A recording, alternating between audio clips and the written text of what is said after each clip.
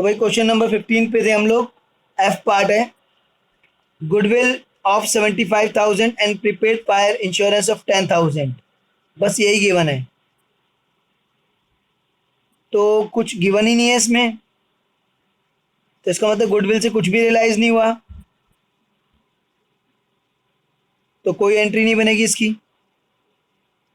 Prepaid fire insurance आपने prepaid कर रखा था, तो प्रीपे कर रखा था तो कर रखा था, वापस तो देगी नहीं वो कंपनी आपको, आपका जो प्रीपेड अमाउंट है, तो इससे भी कुछ रियलाइज नहीं होगा, नो एंट्री।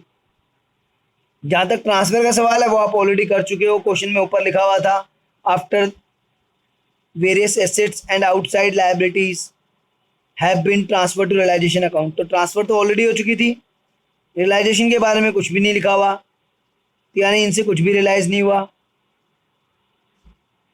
तो इसलिए जो है आपका no entry for both of them. But वैसे आपके कोर्स में साफ साफ लिखा हुआ है कि जो भी रिकॉर्डेड एसेट है, जो बैलेंस शीट में एसेट है, उसके रियलाइजेशन के बारे में इंफॉर्मेशन ज़रूर देनी है क्वेश्चन में। तो जो एग्जामिनेशन प्रॉब्लम आएगी उसमें कोई भी एसेट होगी तो उसके रियलाइजेशन के बारे में ज़रूर गिवन होगा कि क्या रियलाइज़ हुआ, या ये गिवन होगा कि नथिंग रियलाइज्ड, बट कुछ ना कुछ मेंशन जरूर होगा। Next G part, question number 15 का जी पार्ट।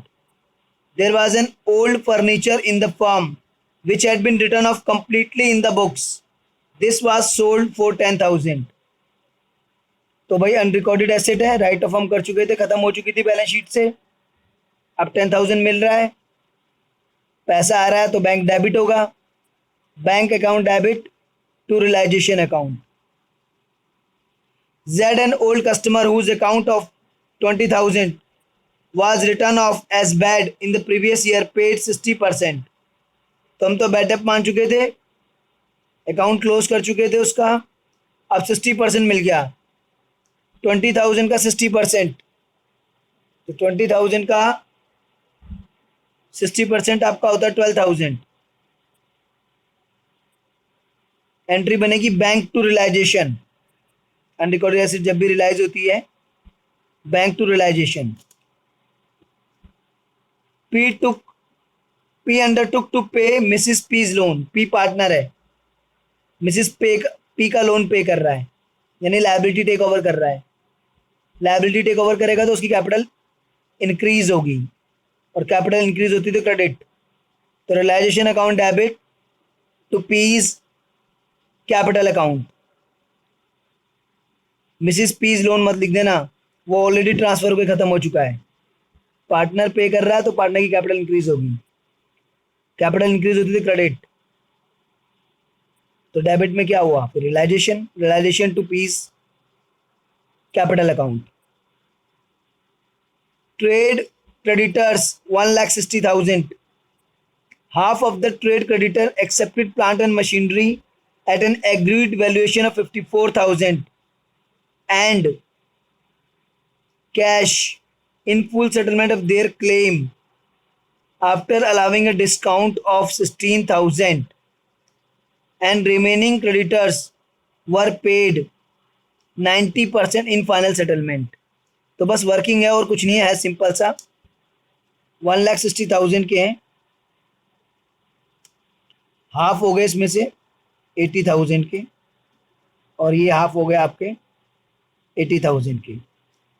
तो जो ये हाफ है, half of the trade creditor accepted plant and machinery at an agreed valuation of 54,000, तो 54,000 में ये प्लांट एंड मशीनरी ले गए, बाकी कितना बचा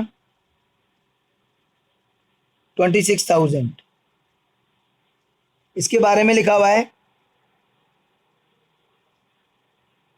and cash in full settlement of their claim after allowing a discount of 16,000, 16,000 का डिस्काउंट अलाउड कर दिया उन्होंने,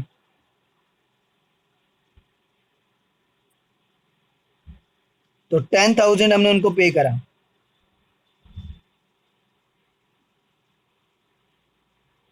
तो कह रहा कि 1,60,000 के क्रेडिटर्स हैं, उसमें से half creditor plant and machinery 54,000 की एग्रीड वैल्यूएशन पे ले गए, यानी प्लांट एंड मशीनरी को 54,000 में ले गए, उनका बैलेंस बचा 26,000। ये हमने कैश में पे कर दिया आफ्टर 16,000 डिस्काउंट। तो 26 में से 16 डिस्काउंट हो गया, 10 पे करना पड़ा। और ये वाले क्रेडिटर जो है बैलेंस हाफ, इसके बारे में लिखा हुआ है कि 90% पेमेंट हमने करी इनको। तो 80,000 का 90% 72,000। तो 72,000 ये पे करा और 10,000 ये पे करा, कुल मिला के 82,000 पे करा। तो पेमेंट करिए तो बैंक क्रेडिट हो जाएगा। तो realisation account debit to bank account 82,000। तो ये थी भाई क्वेश्चन नंबर 15 की एंट्रीज।